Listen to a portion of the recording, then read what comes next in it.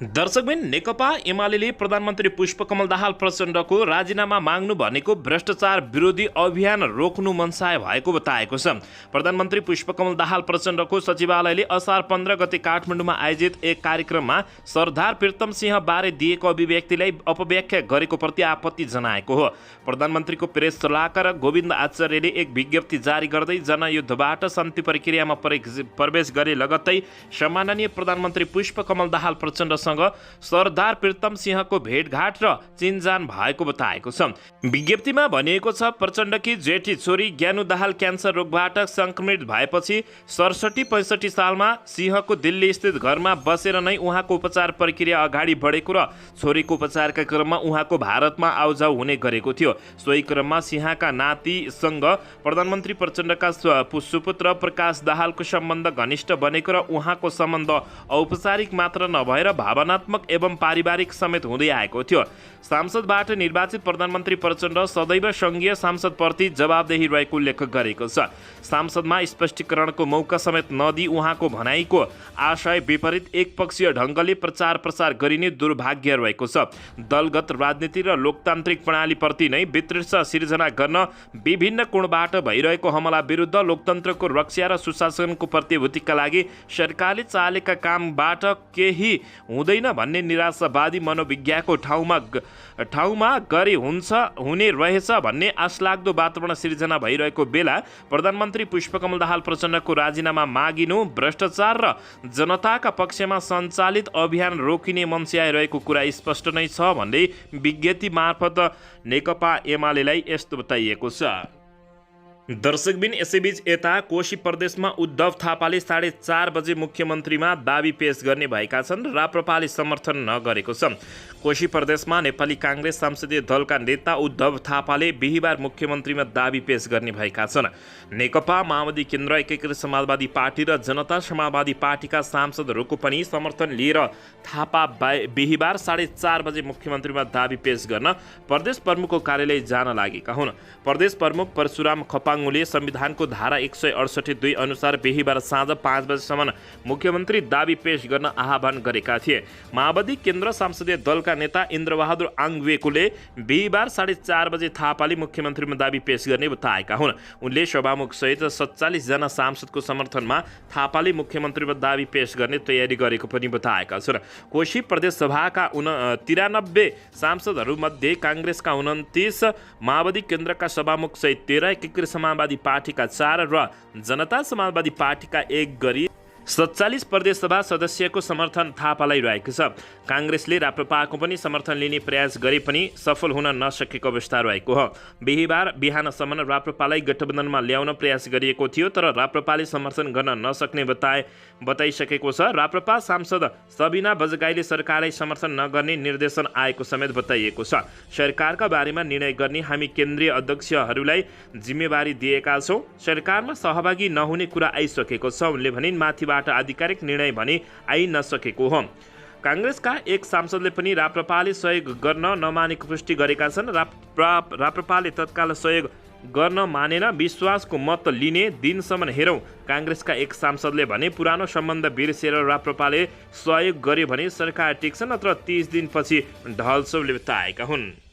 दर्शकबिन यसैबीच यता आज पनि राष्ट्रिय सभाको बैठक अवरुद्ध भएको छ। प्रधानमन्त्री पुष्पकमल दाहाल प्रचण्डको अभिव्यक्तिलाई लिएर नेकपा एमालेका सांसदहरूले शिरबाट उठेर आज पनि राष्ट्रिय सभा अवरुद्ध गरेका हुन्। बैठक सुरु हुने बित्तिकै नेकपा एमालेका सांसद भैरव सुन्दर श्रेष्ठले मुलुकको सार्वभौमिकता र स्वाधीनता विरुद्ध अभिव्यक्ति दिएकाले प्रधानमन्त्री पुष्पकमल दाहाल प्रचण्डले तत्कालै राजीनामा दिनुपर्ने माग गरेका हुन्। उनले प्रधानमन्त्री प्रचण्ड प्रधानमन्त्रीको कुर्सीमा बस्न योग्य नभएको भन्दै तत्काल राजीनामा दिन माग समेत गरेका छन्। उहाँले भन्नुभयो, हिजो पनि हामीले आफ्नो पार्टीको आधिकारिक धारणा यस्तो व्यक्ति प्रधानमन्त्रीको रूपमा रहनको निमित्त यो खालको आचरण नगर्ने व्यक्ति प्रधानमन्त्रीको कुर्सीमा बस्नु सुहाउँदैन। नैतिकताको आधारमा उहाँले राजीनामा दिएर मार्ग प्रस्तुत गर्नुपर्छ भन्ने नेकपा एमालेको सांसदीय दलको धारणा हिजो पनि हामीहरूले सार्वजनिक गरिसकेका छौँ र आज पनि त्यही अडान छ उनले बताएका हुन्। दर्शकबिन यसैबीच यता राष्ट्रिय स्वतन्त्र पार्टीका सभापति रवि लामिछानेले भ्रष्टाचार काण्डहरूमा सरकारले हाँगा बिगालाई मात्र जेल पठाएको आरोप लगाएका छन्। बिहीबार डडेलधुराको सदरमुकाम स्थित बस पार्कमा आयोजित कार्यक्रममा बोल्दै सभापति रवि लामिछानेले भ्रष्टाचार काण्डहरूमा सरकारले हाँगा बिगालाई मात्र जेल पठाएको आरोप लगाएका हुन्। उनले भ्रष्टाचारका कुराहरूमा नेपाली जनता जरोसम्म पुगेको हेर्न चाहेको बताउँदै उनले भने सरकारले हाँगा बिगा मात्रै काट्यो, हाँगा बिगामा मात्र ढाल्यो, बिगाहरूलाई मात्र जेल पठायो, सग्लाहरूलाई जेल पठाउन बाँकी नै छ, रवि लामिछानेले बताएका हुन्। यस्तै उनले अहिलेको सरकारले फाइल खोलेको जस्तो गरेर बन्द गर्ने कुनै षड्यन्त्र भएको भए त्यो षड्यन्त्र 84 सालसम्म जसोतसो चलोस् र त्यसपछि नचल्ने दाबी गरेका छन्। यसैबीच जिस्क्याउनका लागि फाइल खोले जस्तो नगर्न र नेपाली जनताले ध्यान दिएर हेरिरहेको समेत रवि लामिछानेले चेतावनी दिएका छन्। दर्शकबिन यसैबीच यता प्रधानमन्त्री पुष्पकमल दाहाल प्रचण्डको राजीनामा कल्पना पनि गर्न नसकिने नेकपा माओवादी केन्द्रका नेताहरूले बताएका छन्। नेकपा माओवादी केन्द्रका प्रमुख सचेतक हितराज पाण्डेले प्रधानमन्त्री पुष्पकमल दाहाल प्रचण्डले आफ्नो पदबाट राजीनामा दिने कुरा कल्पना समेत गर्न नसकिने बताएका हुन्। बालुवाटारमा बसेको सत्ता गठबन्धन दलको बैठकपछि सञ्चारकर्मीहरूसँग बोल्दै सचेतक पाण्डेले यसबारे प्रधानमन्त्रीले सदनमा जवाब दिने जानकारी दिएका छन्। सचेतक पाण्डेले प्रमुख प्रतिपक्षी दल नेकपा एमाले प्रधानमन्त्रीको राजीनामाको पछि लाग्नु ठिक नभएको बताउँदै उनले भने प्रधानमन्त्रीले राजीनामा दिने कुरा कल्पना पनि गर्न सकिँदैन। उहाँले के भन्नुभएको भन्ने बारे सांसदमा आफ्नो विषयवस्तु राख्नुहुन्छ। त्यो उहाँले धेरै वर्ष पहिलाको कुरा गर्नुभएको हो। अहिले त्यसलाई अगाडि बढाउन मिल्दैन। सरकार मिटर ब्याजी र भ्रष्टाचार विरुद्ध उभिएपछि नेकपा एमाले प्रधानमन्त्रीको राजीनामा माग गरेको समेत उनले आरोप लगाएका छन्। दर्शक महानुभावहरू यसैबीच मिटर ब्याज सम्बन्धी विधेयकको प्रक्रिया तत्काल अगाडि बढ्ने सत्तारूढ दल गठबन्धनले घोषणा गरेको छ। सत्तारूढ दल गठबन्धनले मिटर ब्याज सम्बन्धी विधेयकको आवश्यक प्रक्रिया तत्काल अगाडि बढाउने निर्णय गरेका छन् भने बिहीबार प्रधानमन्त्रीको सरकारी निवास बालुवाटारमा बसेको सत्ता दल गठबन्धन 7 दलीय गठबन्धनको बैठकले मिटर ब्याजका सम्बन्धमा आवश्यक प्रक्रिया अगाडि बढाउने सहमति भएको नेकपा माओवादी केन्द्रका प्रमुख सचेतक हितराज पाण्डेले जानकारी दिएका छन्। बुधबार नेकपा एमाले लगायतले अवरोधका कारण पीडित जनतालाई राहत दिने अध्यादेश पारित हुन सकेन। अनावश्यक विषय उचारेर सदन अवरोध गरियो। उनले भने त्यसलाई पनि शीघ्र अगाडि बढाउने र आवश्यक प्रक्रिया मिलाउने सहमति आजको बैठकमा भएको बताइएको छ। एकीकृत समाजवादी पार्टीका उपाध्यक्ष राजेन्द्र पाण्डेले प्रमुख प्रतिपक्षी दल लगायतका दल जनताको शोषण गर्ने मिटर ब्याजीको पक्षमा उभिएको बताएका छन्। उनले बैठकमा मिटर ब्याज पीडितलाई न्याय दिनका लागि सरकार लागि परिरहेको तथा सुशासन र भ्रष्टाचार नियन्त्रणमा सरकार दृढका साथ अगाडि बढ्ने निर्णय भएको समेत उनले बताएका हुन्। प्रमुख प्रतिपक्षी दल लगायतका दलले के कति दिन सदन अवरोध गर्ने र किन गरियो भन्ने विषयमा नेपाली जनतालाई पनि स्पष्ट जवाब दिनुपर्ने पाण्डेको भनाइरहेको छ। दर्शक महानुभाव यसबारे तपाईँहरूले के भन्न चाहनुहुन्छ प्रतिक्रिया दिन नभुल्नुहोला। दर्शकबिन अन्ततः सत्तारूढ दल गठबन्धनले प्रधानमन्त्री पुष्पकमल दाहाल प्रचण्डको राजीनामा माग्ने प्रमुख प्रतिपक्षी दल नेकपा एमालेको कदम असंसदीय रहेको ठहर गरेको छ। प्रधानमन्त्री निवास बालुवाटारमा बसेको सत्तारूढ दल गठबन्धनको बैठकले नेकपा एमालेको कदम असंसदीय रहेको भन्दै प्रधानमन्त्री प्रचण्डले राजीनामा दिन नपर्ने र सांसदको फेस गर्ने निर्णय गरेको बैठकमा सहभागी नेकपा एकीकृत समाजवादी पार्टीका नेता राजेन्द्र पौडेलले बताएका छन्। प्रधानमन्त्री बन्न दिल्ली जानुपर्छ भन्ने प्रकारका कुरा भयो भनेर सांसदमा हिजो अवरोध गरेको र अवरोध मात्र होइन, प्रमुख प्रतिपक्षी दलले संसदीय दलको बैठकमा प्रधानमन्त्रीको राजीनामा नै माग्ने निर्णय भएको भन्ने कुरा आयो। उनले भने उहाँले गरेको यो निर्णय असंसदीय निर्णय हो। संसदीय बेसमा प्रधानमन्त्रीले बोलेको कुरामा कसैले आपत्ति छ भने सांसदमा आवाज उठाउन पाउँछ।